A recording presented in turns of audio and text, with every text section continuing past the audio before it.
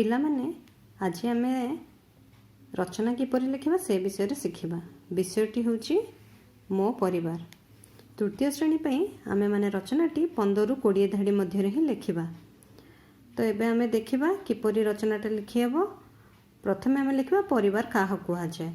ଗୋଟିଏ ଘରେ ବାପା ମା ଭାଇ ଭଉଣୀ ଜେଜେବାପା ଜେଜେମା ଆଦି ଗୁରୁଜନମାନେ ଏକାଠି ବାସ କରୁଥିଲେ ଆମେ ତାହାକୁ ପରିବାର କହିଥାଉ।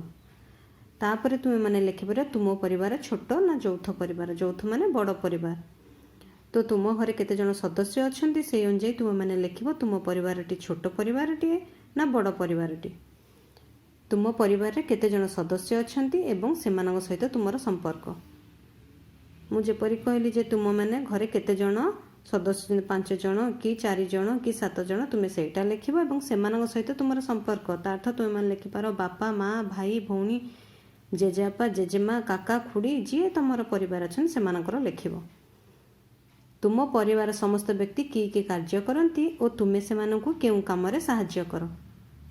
ତୁମେମାନେ ଲେଖିପାର ତୁମ ବାପା ରାଉରକେଲା ଷ୍ଟିଲ୍ ପ୍ଲାଣ୍ଟରେ କାମ କରନ୍ତି, ମା ଜଣେ ସୁଗୃହିଣୀ, ତୁମ ମା ତୁମର ଯତ୍ନ ନିଅନ୍ତି, ପରିବାର ସମସ୍ତ କାର୍ଯ୍ୟ କରନ୍ତି ଏବଂ ତୁମ ପାଇଁ ଖାଦ୍ୟ ପ୍ରସ୍ତୁତ କରନ୍ତି। ଓ ତୁମେ ସେମାନଙ୍କୁ କେଉଁ କାମରେ ସାହାଯ୍ୟ କର। ସେମାନଙ୍କୁ ମାନେ ତୁମ ଘର ଯେଉଁ ଅନ୍ୟ ସଦସ୍ୟ ଅଛନ୍ତି ସେମାନଙ୍କୁ ତୁମେ କିପରି ସାହାଯ୍ୟ କର।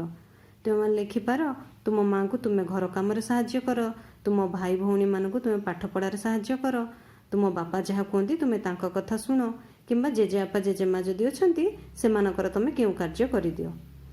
ଶେଷରେ ତୁମେମାନେ ଲେଖିବ ତୁମ ଜୀବନରେ ତୁମ ପରିବାରର ଭୂମିକା।